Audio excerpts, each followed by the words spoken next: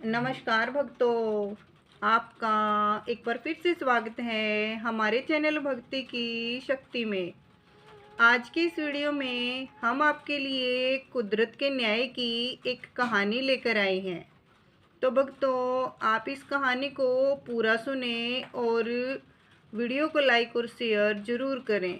तो चलो शुरू करते हैं। ये एक पौराणिक कथा। अपने बेटे और बहू के रोज के झगड़ों से परेशान होकर कैलाश बाबू अपने कमरे में जाकर अपना बैग निकालने लगे। उसमें अपने कुछ जोड़ी कपड़े रखे और उदास मन से अपनी पत्नी की तस्वीर को उठाया और बोले, कितने नाजों से पालकर बड़ा किया था हमने इकलौते लाडले बेटे को। कहते ही वह रो पड़े, परंतु फिर सोचने लगे कि नहीं, यह कमज़ोर पड़ने का वक्त नहीं है। उन्होंने अपनी आंखों के आंसू पोंछे और अपनी पत्नी की तस्वीर को अपने बैग में रखा और अपने दोस्त को फ़ोन किया जो वृद्धाश्रम में रहते थे। भरे गले से उन्हें बताया कि अब वो भी वृद्धाश्रम में ही रहना चाहते हैं। इतनी बात सुनते ही उनका दोस्त राधे श्याम स्तब्ध रह गया। उसके पास कुछ पूछने के लिए कोई शब्द नहीं बचे।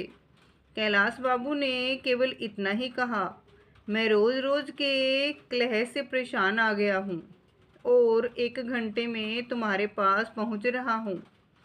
जिस समय वे तो उन्होंने देखा कि उनका बेटा और बहू अपने कमरे में बैठकर चाय और स्नैक्स का आनंद ले रहे थे, परंतु दोनों में से किसी ने नहीं पूछा कि आप यह सामान लेकर कहाँ जा रहे हैं, और ना ही किसी ने उन्हें रोकने की अपना घर छोड़कर अपना बैग लेकर निकलने लगे। कोशिश की। रोज रोज के अपमान और जिल्लत की जिंदगी से परेशान कैलाश बाबू वृद्धाश्रम पहुंच गए। थोड़े ही समय में उनके वृद्धाश्रम में बहुत से मित्र बन गए। वे सबके साथ हाल चाल बांटते, बातें करते, रोज सुबह सैर और एक्सरसाइज भी करते। धीरे धीरे कैलाश बाबू को आश्रम में ही अच्छा महसूस होने लगा। घर की अपेक्षा उन्हें वृद्धाश्रम ज़्यादा सुकून दे रहा था। सभी लोग एक साथ खाना खाया करते थे, जबकि घर में रोज के क्लेश से कैलाश बाबू का हृदय छलनी हो गया था। वे हमेशा अपनी पत्नी की तस्वीर से बातें करते हुए कहते थे, तुम तो मुझे पहले ही छोड़कर चली गई, परंतु उस बेटे ने भी मेरा साथ नहीं दिया जिसके लिए मैंने कभी अपना पसीना भी पानी की तरह बहाया था। एक दिन कैलाश बाबू वृद्धाश्रम के प्रांगण में टहल रहे थे। तभी वृद्धाश्रम के बाहर एक कार आकर रुकी। वृद्धाश्रम के सभी लोग उस कार की ओर देखने लगे और सोचने लगे कि आज फिर कोई अभागा बुजुर्ग इस वृद्धाश्रम में आया है, जिसने ना जाने कितने जतन से अपने बच्चों को पाल पोस कर पढ़ा लिखा कर बड़ा किया होगा। आज फिर ऐसा कोई आंखों में आंसू लिए इस प्रांगण में प्रवेश करेगा। कार से एक नौजवान लड़का उतरा और उसके बाद एक औरत जो शायद उसकी माँ थी। वह उसका हाथ पकड़कर उसे बाहर निकालने लगा। उस औरत की उम्र लगभग 65 वर्ष के करीब रही होगी। सर पर पल्लू होने के कारण उसका चेहरा सही ढंग से नजर नहीं आ रहा था। थोड़ी ही देर में कार से करीब 30-35 वर्ष की एक अन्य महिला उतरी, जिसके हाथ में एक बैग था। उस महिला ने वह बैग उस बुजुर्ग महिला औरत के हाथ में थमाया और उसके बाद उनसे कुछ बातें कहने लगी। वह बुजुर्ग औरत चुपचाप उस महिला की बात सुन रही थी।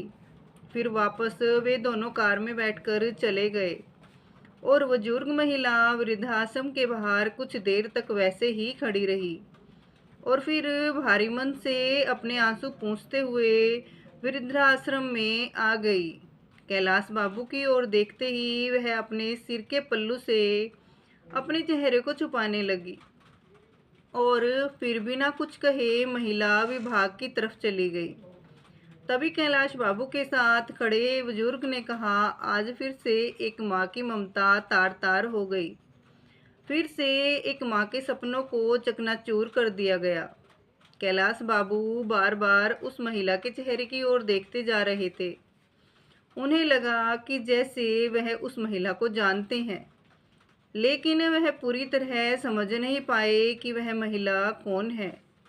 अक्सर कैलाश बाबू देखते ही वह महिला अपने पल्लू से अपना आधे से ज़्यादा चेहरा छुपा कर रखती थी। लेकिन एक दिन जब वह महिला बागवानी के काम में लगी हुई थी, तो कैलाश बाबू उस समय टहलने के लिए निकले। बागवानी करते उस महिला के सर से पल्लू उतर गया। उस महिला का चेहरा देखते ही कैलाश बाबू के पैरों तले जमीन खिसक गई। जाने कितने सवालों ने उनके दिमाग को घेर लिया।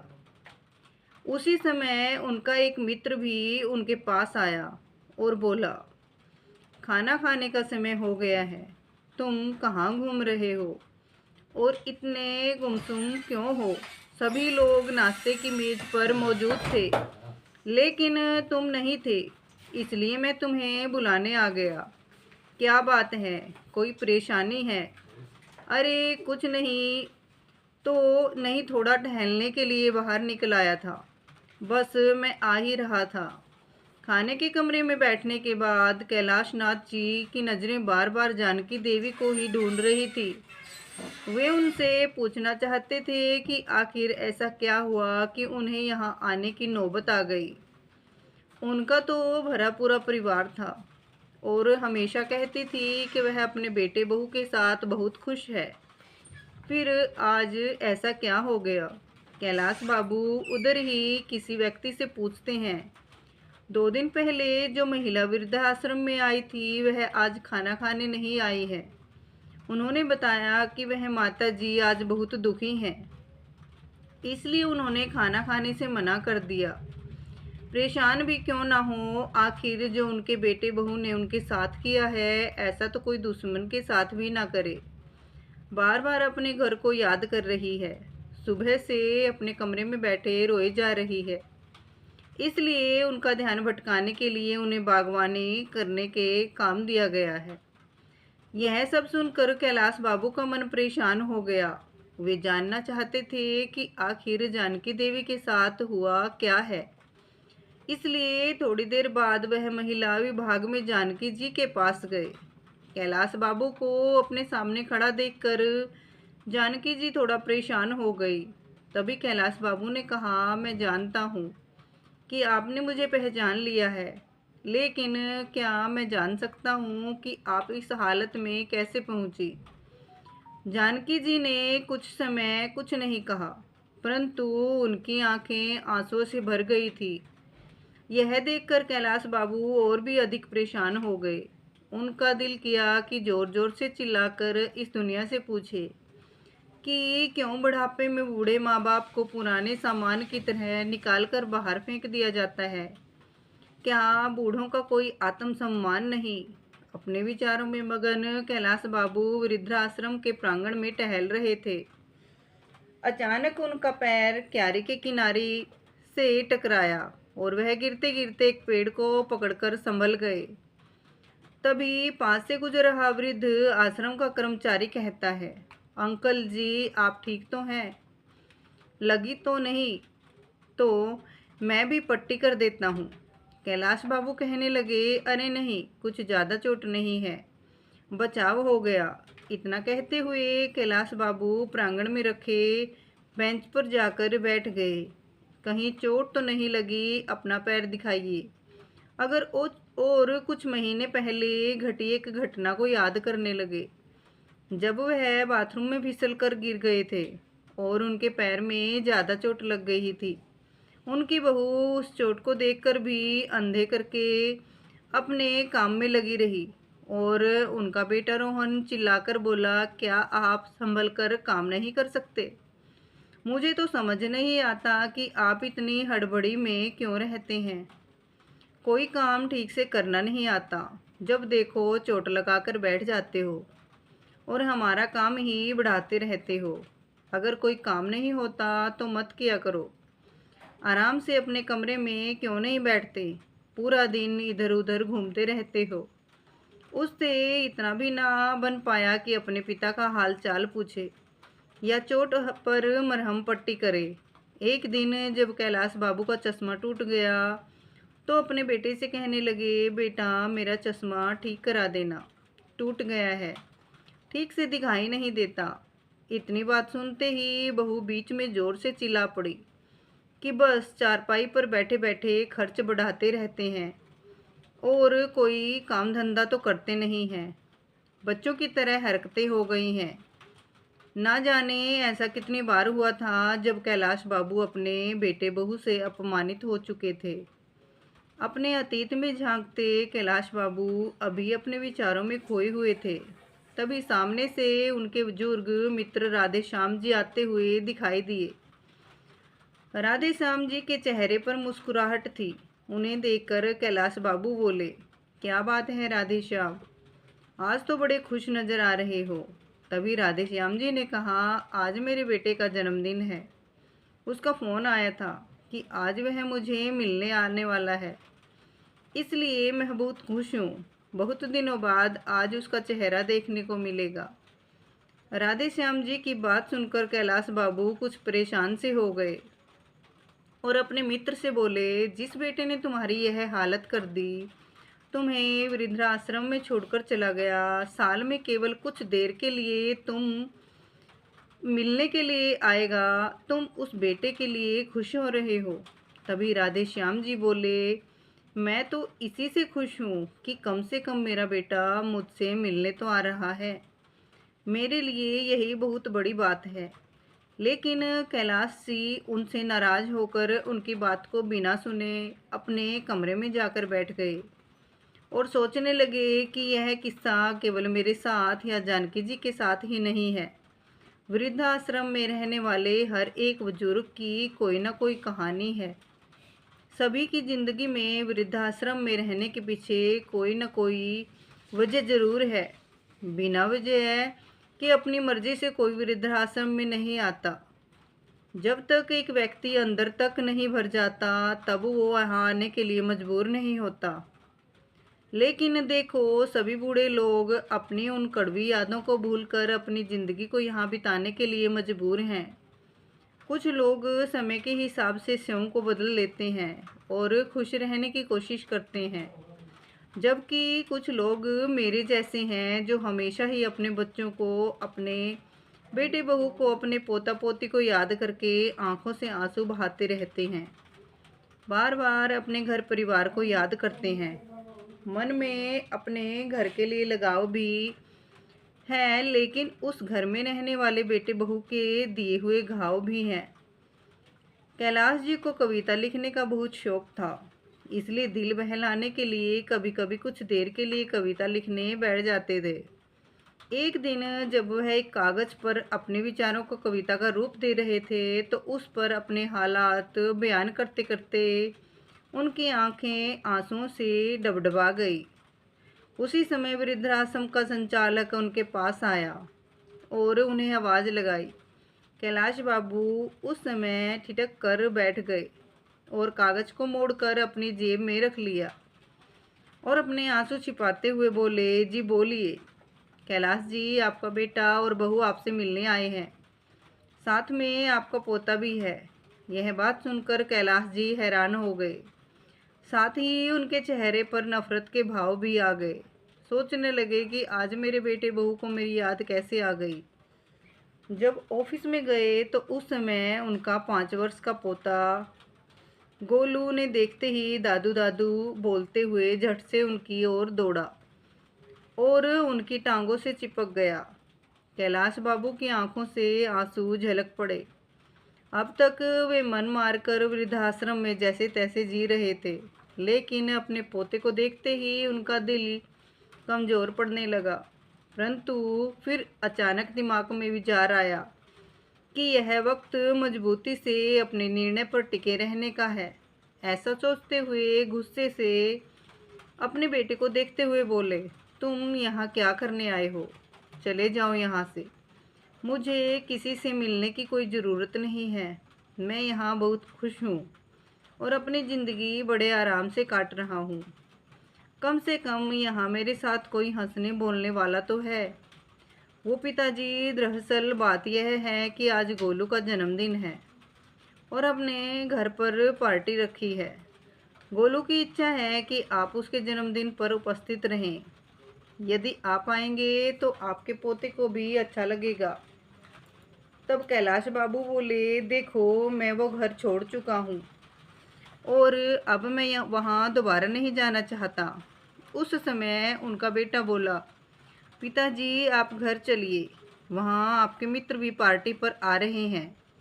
मैंने उन्हें भी बुलाया है। सभी आस पड़ोस वाले और रिश्तेदार भी आएंगे। सब लोग आएंगे, आपके बारे में पूछेंगे तो हम क्या कहेंगे। तभी कैलाश बाबू बोले, अच्छा तो आज मुझे अपने बेटे के जन्मदिन के लिए बुलाने नहीं बल्कि अपनी इज्जत बचाने के लिए तुम लोग बुलाने आए हो। सभी रिश्तेदार आएंगे तो पूछेंगे तुम्हारे पिताजी कहाँ हैं, तो तुम क्या जवाब दोगे। इसलिए तुम मुझे बुलाने आए हो। अभी के अभी चले जाओ यहाँ से। मैं कहीं नहीं जाने वाला हूँ। तुम लोग कितने स्वार्थी हो गए हो, ज़रूरत पड़ी तो बुलाने आ गए, वरना इतने महीनों से मैं यहाँ वृद्धाश्रम में हूँ। एक बार भी खबर लेने नहीं आए कि मैं जी रहा हूँ या मर गया। इतना तो दूर फ़ोन करके भी मेरा हालचाल पूछने की ज़रूरत नहीं समझी। तुम लोगों ने इतना तक नहीं पूछा कि घर छोड़कर वृद्धाश्रम क्यों चले गए। आज ज़रूरत पड़ी तो हाथ जोड़कर मुझे लेने आ गए हो। नहीं, अब से यही मेरा घर है, मैं कहीं नहीं जाऊंगा। अपने घर को छोड़कर ऐसा कहते हुए कैलाश बाबू अपने कमरे की ओर जाने लगे।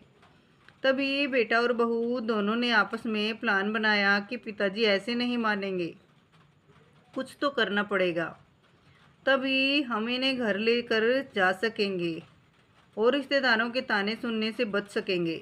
इसलिए दोनों ने सूरत लेकर कैलाश बाबू के पास गए और गिड़गिड़ा कर कहने लगे, पिताजी माफ़ कर दो, आपके पोते का जन्मदिन है, क्या आपको अपने पोते की खुशियों में शामिल होने का भी मन नहीं कर रहा।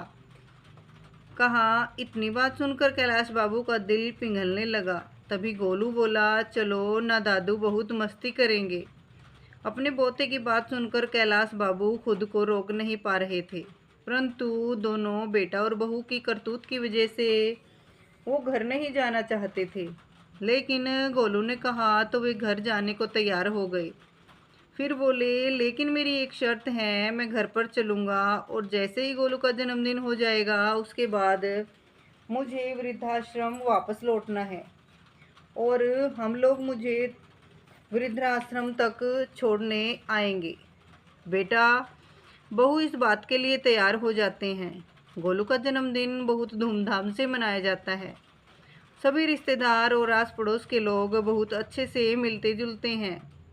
कैलाश बाबू के पुराने मित्र भी आज उन्हें बहुत दिनों के बाद मिले, परंतु कैलाश बाबू ने किसी से कुछ नहीं कहा और हंसते मुस्कुराते हुए पूरी पार्टी का आनंद उठाया। परंतु उनके मन में कुछ विचार चल रहे थे। वे सोच रहे थे कि कल अपने बेटा बहू को जो सरप्राइज़ मैं देने वाला हूँ उसकी तो उन्होंने कभी कल्पना भी नहीं की होगी। जब पार्टी ख़त्म हुई तो बहुत रात हो चुकी थी। उस समय कैलाशनाथ जी घर पर ही रुक गए। जब अपने कमरे में सोने गए तो अपनी पत्नी सुधा की यादों में खो गए। आप भी ना, 2 रोटी से क्या पेट भरता है, एक रोटी तो ले लीजिए, अभी गरम गरम सेक रही हूँ, एक रोटी और मेरे कहने पर खा लीजिए। आप खाते हैं तो मेरे तन को लगता है। अरे नहीं सुधा, मेरा पेट पूरा भर चुका है, और कितना खिलाओगी। अपनी पत्नी को याद करते करते कैलाश बाबू सोचने लगे कि एक सुधा थी जो मुझे एक गिलास पानी भी खुद से उठाने नहीं देती थी, और एक उसकी बहू है जिसने मुझे एक एक रोटी के लिए तरसा दिया। छोटे से छोटा काम भी मुझ पर डाल देती है। सब्जी लेने से लेकर घर की साफ सफाई तक सारे काम मुझसे करवाती थी। हालांकि मुझे वो काम करने में भी हर्ज नहीं था, परंतु सब करने के बाद भी अगर घर में इज्जत ना मिले तो ऐसी ज़िंदगी किस काम की। अपनी पत्नी की याद में गुम पता नहीं कब उनकी आंख लग गई। सुबह जब सोकर उठे तो देखा बेटा और बहू दोनों तैयार खड़े थे। जैसे ही वह बाहर आए तो बहू रेखा बोली, पिताजी तैयार हो जाइए, आपको वापस वृद्धाश्रम में छोड़कर आते हैं। ऐसा कहते हुए रेखा के मन में विचार चल रहे थे कि कहीं पिताजी हमेशा के लिए यहीं रुकने का मन ना बना ले, इसलिए जल्द से जल्द उन्हें वृद्धाश्रम में छोड़ देना ही उचित होगा। कैलाश बाबू उन्हें देखकर हैरान थे और अपने बेटे बहू की मंशा की इच्छा तरह से समझ रहे थे, इसलिए वह भी जल्दी से नहा धोकर तैयार हो जाते हैं। जैसे ही वृद्धाश्रम में जाने के लिए गाड़ी में बैठने लगते हैं, वो देखते हैं कि उनकी बहू रेखा के चेहरे पर एक संतुष्टि भरी मुस्कान थी। मन ही मन सोचने लगी कि चलो बेटा, आज तुम्हें जो सरप्राइज़ दूंगा उसके बाद से तो तुम वृद्धाश्रम का नाम लेना भी भूल जाओगे। कैलाश बाबू ऐसा सोचकर कार में बैठ जाते हैं। एक पल को अपने घर को निहारते हैं, फिर सोचते हैं कि ठीक है, जहाँ मन को तसल्ली ले उधर ही रहना चाहिए। यहाँ तो बेटे बहू को मुझे निकालने की बहुत जल्दी है, तो रहकर भी क्या करूँगा। अपना वृद्धाश्रम ही अच्छा है, जहाँ मैं अपने हिसाब से खाता हूँ, काम करता हूँ, किसी की चिक चिक नहीं होती, अपने हिसाब से रहता हूँ और अपने मनपसंद का। जैसे ही वृद्धाश्रम के सामने कार रुकी तो बेटे बहू कार से उतरकर बाहर खड़े हो गए। कैलाश बाबू भी कार से निकले और अंदर जाने लगे। जाते जाते रुक गए और पीछे मुड़कर अपने बेटे बहू को आवाज़ लगाई। वे दोनों अपनी कार में बैठने ही लगे थे, तभी कैलाश बाबू की आवाज़ सुनकर रुक गए। कैलाश बाबू ने फिर कहा, वापस मत जाओ, मुझे तुम्हें किसी से मिलाना है। उनका बेटा बहू उनके पीछे पीछे चल पड़े। वृद्धाश्रम के प्रांगण में पहुंचकर कैलाश बाबू वहीं काम करने वाले एक व्यक्ति से जानकी जी को बुलाने को कहते हैं। जानकी जी जैसे ही बाहर आई, वैसे ही कैलाश बाबू का बेटा उन्हें देखकर दंग रह जाता है और बहू रेखा को तो जैसे काटो तो खून नहीं, उसकी हैरानी का ठिकाना नहीं। दौड़कर जानकी जी के गले लग गई और फूट फूट कर रोने लगी और बोली, माँ, आप यहाँ क्या कर रही हो? आप यहाँ कब आई? और आपने मुझे बताया भी नहीं। परंतु उसकी बातों का जानकी जी ने कोई जवाब नहीं दिया। फिर रेखा बोली, मुझे तो यही लगता था कि आप भाई भाभी के साथ बहुत अच्छे से रह रही हो। कल ही मेरी भाभी से बात हुई थी, उन्होंने भी नहीं बताया तुम वृद्धाश्रम में हो। मैं तुम्हारे बारे में भाभी से कितने दिनों से पूछ रही थी कि माँ से बात नहीं हो रही। माँ कहाँ है? एक बार तो मेरी बात करवा दो। तो भाभी ने कहा कि तुम तीर्थ यात्रा पर गई हो, इसलिए मेरी तुमसे बात नहीं हो पाएगी। और मैंने भी मान लिया कि तुम तीर्थ यात्रा पर गई हो, लेकिन मुझे क्या पता था कि उस जालिम औरत ने तुम्हें वृद्धाश्रम में छोड़ दिया है। अपनी बेटी की बात सुनकर जानकी जी फूट फूट कर रोने लगी और बोली, बेटा, तुम्हारे भाई भाभी झूठ बोल रहे थे। मुझे 1 महीना पहले ही वो वृद्ध आश्रम में छोड़कर चले गए थे। लेकिन माँ, आप मुझे फ़ोन करके बता भी तो सकती थी, मैं तुरंत यहाँ पहुँच जाती। उन लोगों की हिम्मत कैसे हुई मेरी माँ के साथ यह सब करने की? इतना कहते हुए रेखा अपनी माँ से लिपट गई। मैं तुम्हें फ़ोन करके कैसे बता सकती थी? जिस दिन मैं वृद्धाश्रम में आई, मैंने तुम्हारे ससुर जी को यहाँ देखा।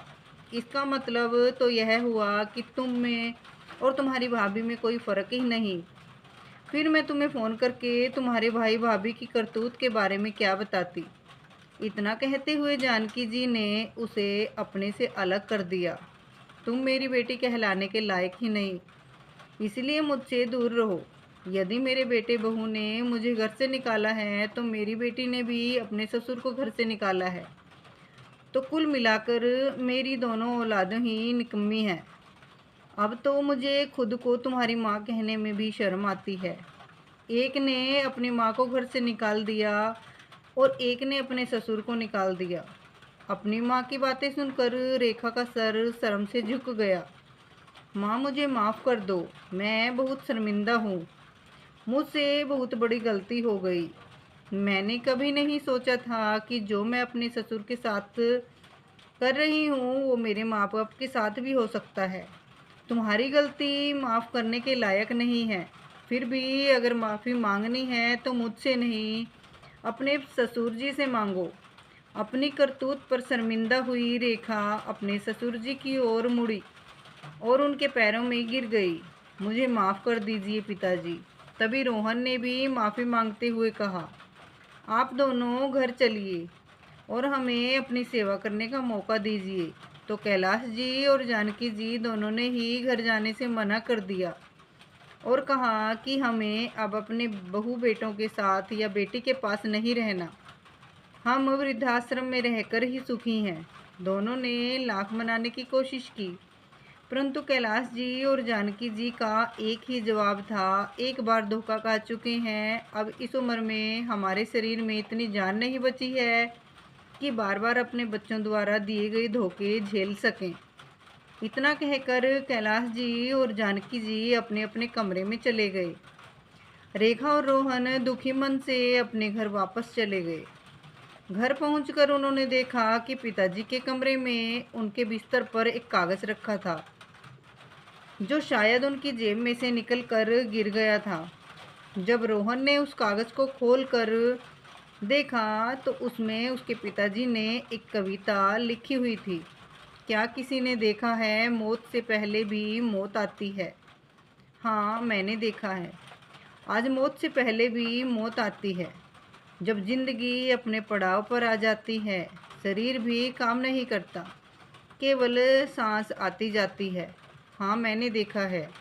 मौत से पहले भी मौत आती है। अपने पिता द्वारा लिखे इन शब्दों को देखकर रोहन के दिल पर ना जाने कितने तीर एक साथ चुभने लगे। ऐसा महसूस हुआ। और उधर रेखा अभी तक अपनी माँ की हालत को देखकर उस सदमे से बाहर नहीं निकल पाई थी, परंतु आज दोनों के पास पछताने के अलावा और कोई रास्ता नहीं था। किसी ने सही कहा है, संतान का अस्तित्व है माता पिता की वजह से और माता पिता वृद्धाश्रम में हैं संतान की वजह से। तो भक्तों, आपको ये कहानी कैसी लगी? तो प्लीज़ एक छोटा सा कमेंट करके ज़रूर बताएं और चैनल को सब्सक्राइब करना ना भूलें। तो इसी के साथ ये कहानी यहाँ समाप्त करते हैं। तो बोलिए श्री कृष्ण भगवान की जय हो। राधे राधे, जय श्री कृष्ण।